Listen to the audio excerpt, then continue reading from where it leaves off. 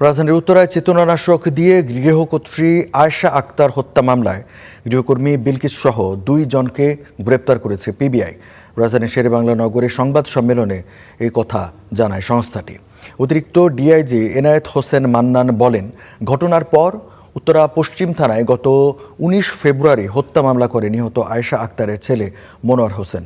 অপরাধী ভুল নাম ব্যবহার করা এবং পরিচয়পত্র না থাকায় রহস্য উদ্ঘাটন কঠিন হয়ে পরে অভিযান চালিয়ে গাজীপুর থেকে গ্রেপ্তার করা হয় আসামি বিলকিসকে।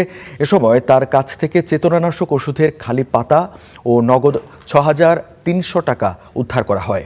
আসামি বিলকিস আগেও এরকম ঘটনা ঘটিয়ে বারবার বাসা পরিবর্তন করেছে।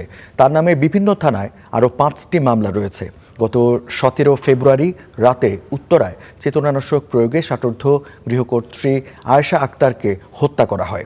এর দুদিন আগে গৃহকর্মী বিলকিস নাম বদলে মারুফা হয়ে কাজ নেন সেখানে।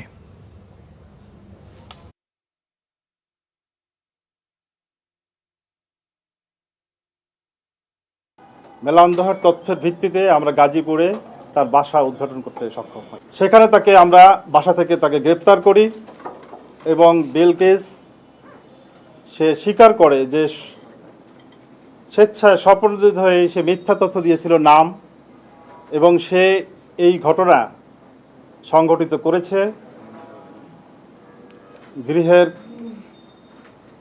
গৃহ যে কর্ত্রী এবং তার যে হাজব্যান্ড, তাদেরকে সে চেতনানাশক ব্যবহার করেছে, সে ট্যাবলেট ব্যবহার করেছে এক ধরনের, এবং সে এইভাবে লুটপাট করেছে এবং গোল্ডগুলা কোথায় বিক্রি করেছে ইত্যাদি তথ্য সে আমাদেরকে দিয়েছে।